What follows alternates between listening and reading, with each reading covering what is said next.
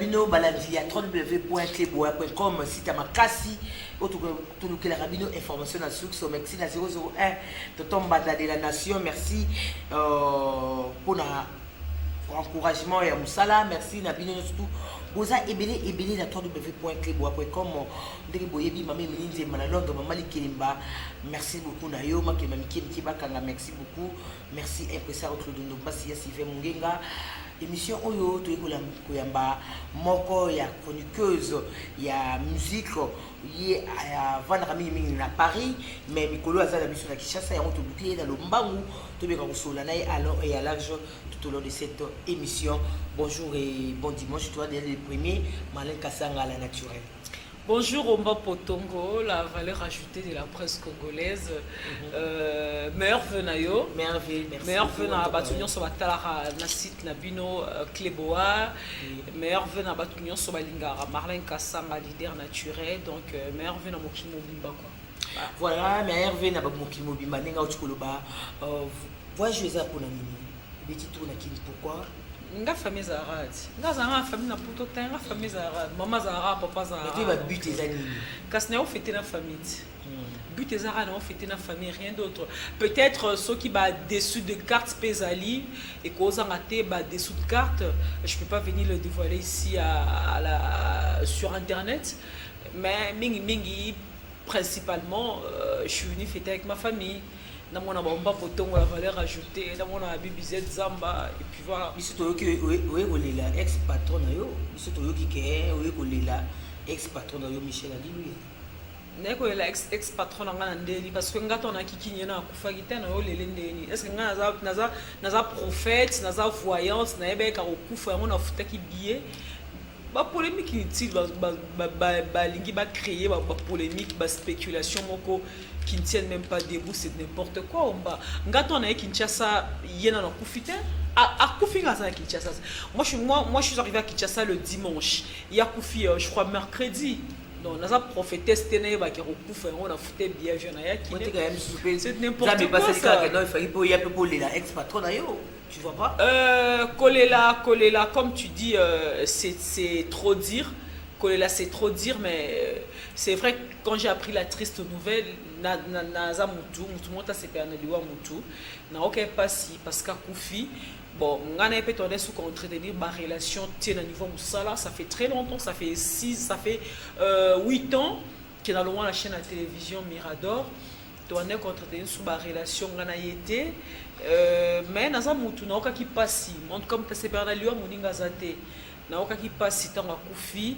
Mais pour dire que c'est faux, parce que avant à Koufa, naiko fêter na famille nanga, nazo fêter na famille nanga, mais na oka qui peut m'entendre à Koufa qui et ça qui n'a pas. C'est moi la famille biologique. Tu na beti tourté. Non comme ça ni na beti tourté, non. Bon la famille yo jina kosani na beti tourté. Assister bon na matanga pour non c'est pas la peine, c'est pas. Pour ma collègue na Mirador je suis pas obligé la beta tour kuna bazo na ki ba bela na télévision na bango. Obelo makasi, mana ni yaka ozana Kinshasa. Non, comprendre ba bela na TV na bona ndeni. Je le répète encore, mutumota c'est perla liwa moninga. Michel a dit lui à Koufi, joue na oka sangwana na oka pasi. Parce que quelque part, l'opération Naza Marlène Kassanga, d'abord formation dans un repas lui vraiment il me disait comment se tenir devant la caméra, comment tenir avec un invité de marque et tout. Il m'a beaucoup appris également, mais néanmoins ça fait 7 ans, 8 ans, dans nouvelle n'a été, il passe dans nouvelle n'a été, donc n'a pas qui souvi n'a été, il peut pas qui vit n'a été. La famille biologique n'est pas une chaîne Mirador, c'est n'importe quoi qui était. Peut-être ceux qui corps et mimi qui peut s'incliner devant le corps en mémoire. Il y a à la qui s'en a dit la télévision. Maintenant qu'il y a une chaîne Mirador qui nous là, c'est n'importe quoi. J'y vais pas. Si vous avez la Marlène Kassanga aligné n'a été, vous avez la voilà pendant que les latés bon déjà ba les coquilles balika ko la ngane za maya misonga ndeni o ke ngana obimisa et c'est que ça mutu bango déjà ba olela et c'est bon parce que obeya benga ba na chaîne na télévision ba na fina bango ba bela ngana ki na ela ki makam nanga na osa makam nanga nakuta na sanga matanga na oki pasi na benga kutu ngam na benga qui aura tendance na Bruxelles n'a informé que Michel a dit lui a confié. C'est moi qui ai pris l'initiative d'appeler Laura Tendance. Laura Tendance pas à regretter qui m'a cassé. Et puis voilà. Pourquoi vous avez Laura Tendance Laura Tendance à la poteau, mais à cause de la vidéo, n'est-ce pas? Tu es d'accord avec moi? Laura Tendance à la poteau, à cause de la vidéo, à Tine de Mirador, genre à témoignage. Totan Anderson à Zara, il passe maintenant sur Raga Télévision. Parce que sous tes pénales, bateau, Kanga Mirador, ils arrivent à Bisso, à nos yeux, Banda Laura Tendance, Banda Rama Solo, aux yeux, Marlin Kassan, à fan d'ici chez nous, à Nenga Saranate. Na kela tikela ngo Toto Anderson mais Toto Anderson peut ska koka quitter après chaîne ngo pe koya ngo pe kufa ngo pe elala kinango Toto Anderson aza na raga pourquoi Toto Anderson peut accueillir ko témoigner té ba Carmel Mukulumanya baza awa pourquoi ba accueillir côté ko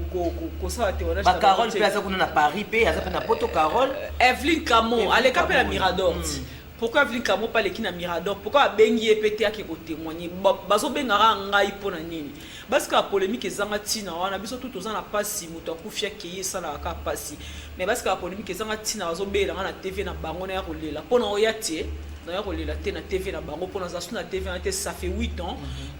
ngaza hypocrite et je me voile pas la face je mâche pas mes mots non qui était donc parce que bien na TV na bango pona oyate ba benga Laura Tendance ba benga Toto Anderson ba benga Evelyn Camon ba benga Carmel Mukulumanya ba benga nani Hervé pas les kakunati Hervé pas ça la succès kuna Hervé moi dans ces émissions ba rap na Carmel Mukulumanya ba benga bango parce que bien na la télévision je ne suis pas la seule à être passée sur cette chaîne de télévision pour bela karangai et jour matin et bima toro qui ne matanga to s'incliner devant corps plutôt de kinabiso et ça na ndinga mabete pour na ça fait na passe na motema quand même à contribuer na carrière na professionnelle ya mingi na robo ya te mais parce que bela na TV na ba okena ki kolela parce que na olela te pour na pe na ma mission olela te déjà toto le la koko na biso moi te ko to kufa tomba polina ma biso c'est quand déjà non ko na ngai a kufi et bébé ça na mort et mardi voilà na misma mi se belé na ma mi so misali soute parce que la TV na ba otika ko belé la Marlène Kasanga na bo temps ko bo na ofula na na poso fuloté mais oyebi oyozali donc allez là parce que déjà sera déjà patron na ekoki alika asanga na potolela vraiment ex patron na PDG Michel a dit lui il est déjà sera les patron na ekoki azo la pede ami makasi pe oui il faut aller là parce que azaki patron na voilà na ba dessous de 4 bon na côte na quantité mazaki patron na azo lela sera za posa ba le lisae abenga Laura Tendance asa la vidéo atinde la bango abenga Toto Anderson abenga batebele baba la Mirador ba le lisa bango batka obela na TV na bango pour lela tie mais je le répète encore dans un makasi parce que papa wana il y a beaucoup pour ma vie professionnelle Alexandre Belé na compte à Moussala na robomba ya moté mais ça fait 8 ans ngana ye na ye ba souvi na été et pas ba souvi na ngati donc ce qui est bembe ko bima donc matanga ko s'incliner devant cornae mais batika robela ngana na TV na bango lela pona oyati mala na bia oyate vraiment yom to so bela to yebi komona yo mo po miyebi tika ko bela Marlène ayaki ba na ye tant koko na biso akufaki yaki matanga na ye ya koko na biso to aleli da même si c'est kauki non ko na biso pas na morgue na leli trop maradi de robima donc to na mama biso so lela souté donc na biso mama biso kauki lela yo moko zo ba poko so lela makasi ndengwana ko Marlène Kasanga ana ta wana te donc ya linka na lelisa ko tanga pe su ko Marlène Kasanga te akoyi na ye master noté ngana camarade nete ngana master nete et puis ngana kuté na Mirador de bati azana na radio ngata oui na kuté na Mirador azana ba Laura Tendance bat bebele ba bati ba sa ke yem ta remplaçant na Mirador c'est faux na kuté na Mirador azara animatrice na radio aebana te sans gaz ngata on a Mirador directrice à programme ba mo na télévision parce que le PG Michel a dit lui a monné ba compétence nanga ba moi directrice à programme ils a eu Toto Anderson a gaffé batie mopandi batie ba moi directrice à programme Natalika moi na mai azana radio pour aza ndeko na biso mutete là Il est concert wana. Donc là son tété là et puis moi nangoto to quoi ne place. Na bi mo nangoto. Natalika moi nangoto donc na son tété là na zuna benze na côté na télévision. Donc ngam na côté na TV pour na kuta na Mirador. Ngana Mirador na kuta ya azara déjà mais azara na radio sans gaz sans impact banini. Donc voilà et puis sora linko lela alela ye moko atika benga ngai na Mirador na ke ko lelisa e pona o lelisa e te na na ma mi soute na leli déjà ko na nga kufi na lela noko na nga kufi même so se binge belé na ma mi so lelisa e te alela patron ya chaîne ye moko nga na zana mawa ex patron na nga la dilu ya kufi c'est vrai to ozela ba tia programme matanga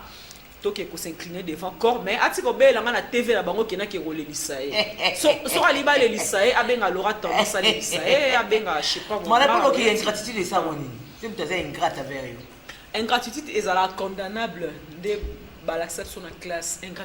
ingratitude est ma b eza mabe makasi mutu soki attendre la main yeba ko senga kaka merci juste un petit merci ça suffit juste un petit merci eza na omingité des fils que merci kaka cause ingrate na vie eza mabe mingi omba eza vraiment bien dit voilà merci beaucoup tu quand tu as mo wana kaka na bika ba na biso ba comprendre pourquoi tu soulever mo wana ingratitude o ba comprendre mané kasanga où tu sais sur l'autre ou c'est sur internet tu peux luka mané kasanga site leader Congo leader qu'est-ce qui se passe ouais c'est vraiment solo to beta ki ngona pas tout lengo dans les charismatiques moninga Olivier Mbiye il pas à salenga même reproche moni poto za ba réalité na ngoba na poto baza na poto ba yebi poto misusu moni muna mtakinda poto na but na ye musu akendeli poto ka elamba musu akendeli poto ka rolia pour kina wanda olia bien dans la nzala le roi rolia na poto za moi facile musu akendeli poto ka rolia musu pa kendeli poto a poussé ba étude né le sous liboso pour que et assurer avenir naie et assurer je sais pas moi vie naie future tu comprends ngana kende poto pona olata bilamba te na kende poto pona oliera ba semul te na kende poto d'abord non pona sala oya nga famille moi na ngana bota éternel Dorothée la fille la plus belle du monde que je salue. Et puis, na kende poto pona poursuivre ba étude nanga. Au moins c'est pas facile ko sangisa na musala na ba étude. Tant dans notre émission internet, je faisais rien du tout dans notre temps maté mais tant où ba benga que na zongela na kota formation nanga o nazo sala. Donc qu'est-ce que ça émission na internet c'était parce que et ben dans un temps ébélé na koka quitter. Alors du coup, j'étais obligé un peu de sacrifier musala nanga. Il y a chronique musicale pour que nami pesa na musala oyo pardon pour que nami pesa na formation o nazo sala na bi que formation nga bientôt aussi là na bi que boza ke belé bobenga nga de partout poto mo biba babenga nga so zo bani États-Unis au kiti en Australie en passant par je sais pas moi Italie Allemagne partout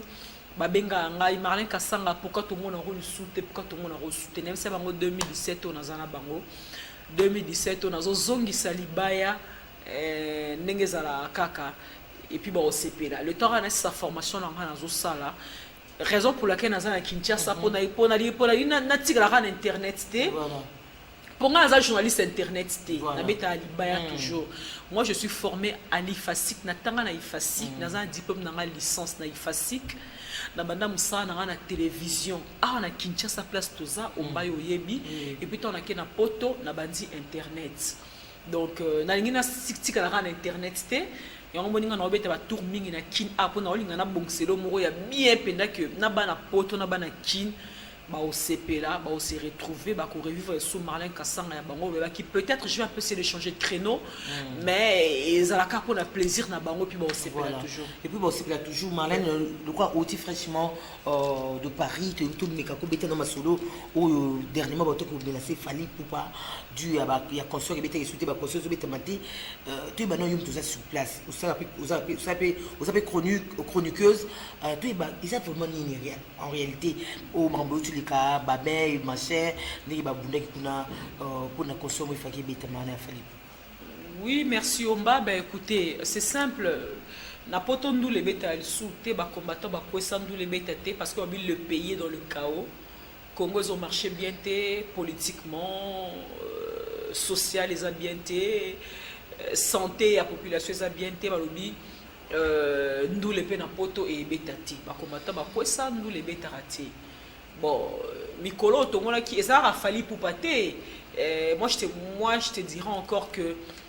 j'ai bien pianapé. Je crois que c'était vers le mois de septembre. Alinga Pachalibaya et Indela qui est kaka. Faire pas linga Achalibaya et Indela qui wera pas linga Achalibaya et Indela qui est pekara. Est-ce que vous bêta? Bah espérons que tant héritier au bêta Olympia embargo ya ndule et si là parce que tout le monde va porter na soba yokani va signer un accord. Espérons que tout va aller pour le mieux. Et que Mboka est comme bien, les politiciens Baroyokana et embargo ils ont levé. Parce que ceux qui embargo ils ont levé, nous les ont en donc nalobanini fali na qui sango ils ont vraiment concerté, ils ont le show privé, c'était pas vraiment un concert bafout à la droit d'entrée et tout voilà. Donc mais est-il que les combattants va téléméler qui est kakaton va télémélier alors. Et ça là qui peut et ça là qui mais fallait bêta qui peut karaté parce que ça qui désordre mbi la koya qui est tout bon c'est regrettable fallait moi pas regretter qui na incident na ndenge koma qui bah espérons que ne ba politicien na biso ba conscience na année o asikatozo que de 2017 bah j'espère que tant bon yo kana et puis ba combattant ba ko linga un peu ba lever embargo ana oh bah ça la musique congolaise parce qu'il faudra qu'on se dise embargo on a vraiment ebomi musique congolaise makasi embargo ebomi musique congolaise on a pourquoi musique na biso etambola lisusu te parce que embargo ebomi musique congolaise makasi mais ba combattant ba obi musique eza distraction comment beaucoup eza na guerre puis nous besoin de na distraction ba obi guerre ici là ba politicien ba David Marley on eza réseau valable. Voilà ce qu'il faut tout na bango pour na combattante na ka journaliste là-dessus donc faut tout na ce ba combattant hein faut tout na vient comment il s'appelle oh là là vient na vous savez comment on est donc faut tout na combattant bon on débat expliquer sur sa raison valable moi ngai personne je ne suis mais dès au outil au yé de décembre là avant décembre on dit comment qu'il le 20 le 22 je crois ouais. Le 22 de Komaki Kinshasa donc tu kuna musique ni pelozo mona ouais biso ils ont bêta malgré ba boba concert mais quand même ba yo comme ça ba fête pour que ba fête ngana nima ba soirée nima ba mariage ba anniversaire nima bleu et belé musique oh ngana tiki na poto et ça la succès héritier Watanabe même album Nemo Bimba retirada ben parce que ben mais une tranche à 4 album Nemo Bimba et ça a succès Fabrigas il a pas ça succès makasi et puis de là au moins il y a auto bima mikolo yo asali remix il y a Laura Kala ouais et ça a fait succès makasi et puis voilà c'était là invité d'Angal et Louisa Bongo Marlène Kassanga, leader naturel surtout. Merci na maman Émilie Nzemba na Londres, maman Likelema. Merci beaucoup à toi ma Kelema Mikie Bokanga etikalika moko maman Émilie Nzemba na Londres président Claude Ndomasi mon vieux ya Sylvain Mungenga mobala molai ya Pembe pe ya Mbongo. Merci beaucoup à Ricky Kabambi les millionnaires ça se passe en héros. Merci beaucoup à vous. Maintenant toujours jeter vers la fin na habité oui, le terrain qui awa bon ozo proposer chaîne numéro au côté parce que lui que non yomi chaîne de télévision par rapport à net parce que banane de côté tenga on proposer chaîne à télé te ba chaîne de ba olukanga OK si ko no luka moteur au la barre très haute o manga bana oluka chaîne à télé aussi o manga na Marlène Kassanga tibosani nga bana oluka chaîne à télé ba chaîne à télé ba oluka mais c'est banane de se proposer déjà Théo za micro ti ton soir aussi ma micro parce que yo ngi spray ba so ba zamba na ki ba mbongo ba ze boze souter et ba mbongo ba zongo ze souter ba kine te ba sponsor baza et ba sponsor baza pour na pe na ba sponsor et nga siko nga siko na ba sponsor ba société te ça dit ba sponsor pe da privé quoi ozo ba net les boss Finda Fernando abo ça dit mutaleke na mbongo zate donc quand lobi mama Mili Nzemba mama ki mike boka dans les boss Finda Fernando Abreu les millionnaires ça dit ba millionnaire a mike ba 200 €, ba 300 € ba Ricky Kabambi pas ali les big boss Ricky Kabambi bon les big boss en tout cas non on a monaté la reconfirmer na ngate Ricky Kabambi non on a monaté moi na confirmer au pesate a monaté mais a mon la vidéo il moi au sati mais na sati Romba ça va Romba pena en tout cas standing ça va on changer palais au pays car donc voilà Ricky Kabambi kara les big boss somme à dollariser ma boko là comment était Dorothée éternelle de gros bisous à toi ma petite la mignonne la plus belle fille du monde merci beaucoup à toi la petite sœur d'Angaï Élisée Lianga maman la Medi maman la Bedi ba gros bisous on a peut-être ça la moté on a peut-être ça dit to soin na rato bunda après to bongani na téléphone Marlène mbisa ka ukeza tena rozwa on a peut-être ndeko langa ça dit babisinga famille benda la rabikata la raté Bibiche poto mais ba nazara grande sœur de Bibiche poto oui la mona nai nazara mkona Bibiche poto gros bisous à toi Germaine Kalema notre tante biso qui liste les lèvres mabe d'après Simbote na oh là là voilà oui, Alicette Manoka, ma copine, je te fais des gros bisous. Alicette Manoka, la personne qui Gisèle Kassongo, maman, la bébé merveille. Gisèle Kassongo, qui a Bimati, gros bisous na yo. Na personne qui nani, oh là là, batanga poto pe azaki belé vraiment. Binon soka, la personne qui Alec Kandolo. Des gros bisous à toi, Alec Kandolo. Na personne qui na vie na Alphonse Mavoue la ska. Na pesi ba mbote belé na pesi mbote na pire sœur nangai Efrazine Ndangi ça dit moi ça talo moi ça cher ya ataka ba Gucci ko maman Gucci Efrazine Ndangi na pesi ba mbote belé na pesi na porter ba condoléances nanga na famille Nzongo en tout cas Paris vraiment eza roulé là Paris est en pleurs Paris est en deuil parce que toto bungisa maman na biso maman Pauline Nzongo en tout cas pas si na motema maman Pauline Nzongo akei ba condoléances ngai na Didier Nzongo Arata Nzongo Laetitia Nzongo BBC Nzongo famille Nzongo mobimba na pesi bango na porter ba condoléances to kutana kaming te na ozonga Paris talaka nga sali bakwenda vutuka mo belé na ozonga Paris na osaka 3 mois parce que na mois ya mars na suna kin awa na o signé ba contrat mo bena ba tumoro boye et puis voilà toza la pied omoni ngai mama sala na ngoga ngona micro te omoni mundu mususu aroke kara akotika HM asobi bodi moko 12,99 aleki na teva beleli ngasko mamna na salara izalara na privé ngana mu Congo te na vanet mu Congo ngana ngo vende ba Congo ba vifa mamna na salara minene sara na privé tant kara ego bima miso bato bimi pe bomoni so epeza de limité bokoye baté bomona petit na pesi banso balinganga ba gros bisous na bino Maleka Sanga yeyo Laetitia Mayoka fanilisation la pesi Flore Bandu Kester madame qui Kester Emenea la veuve qui Kester Emenea ba gros bisous Jonathan Dissassi depuis Afrique du Sud ba gros bisous à toi na pesi Tutulubo en États-Unis voilà c'est le Tolanda ba kombo wa Junior Souverain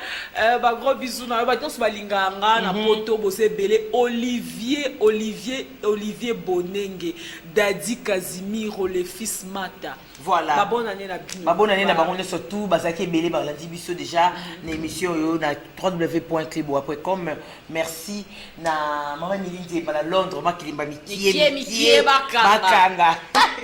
ikamoyo basi bakangi po bakokite mais Milinze ba Londres merci beaucoup à vous merci à Sylvain Photo pardon à Sylvain Mungenga mobala molai ya PMP ya mbongo merci beaucoup merci impresario Claude Ndombasi merci maman Chantal Sélé depuis Londres merci beaucoup à vous merci na bino soboza ebele au soutenir na matanga merci beaucoup na bino soboza ebele un grand merci à Ricky Kabambi le big boss le millionnaire adola gizaka maboko mba potongo isala anga bien mais les boss filles de Fernando Abreu ça dit va millionnaire à Mickey à 200 €, 300 €. Qui kabambi malobi dans nos affaires. Les boss filles de Fernando Abreu les millionnaires à Bibi na sachet. Talara na Kinshasa, talara contact na maboko grâce à les boss filles de Fernando Abreu za te ke uti poto za na kino Zorab Express bani moyo nzuluka. Les boss filles de Fernando Abreu a sali ke dans un contact dans un qui dans express c'est-à-dire na continue à démarrer quand vous dans l'équipe quoi. Voilà, c'était la Marlène Kassanga, la naturelle, on a bangonio surtout. Merci beaucoup Namis Ozaki Ebele, branché connecté et à suivre cette très belle émission notre www.cliboa. Tout coutani bogo mbalasima. La personne master nao Freddy Akimbe. Mon ami personnel, mon cordon, merci l'assistance au lait, dans matanga, ok, dans la cimetière, ok, dans la morgue. Vraiment, mon malam baibake, natangwa passi. Merci beaucoup à toi, Blandine Chibangu, Motema Joël et Chibangu, maman na Chloé, la patrona, Blandine Chibangu, de gros bisous à vous. Bye bye, on se retrouve prochainement pour un nouveau numéro. Bye bye. Et Sili. Je fais quand même.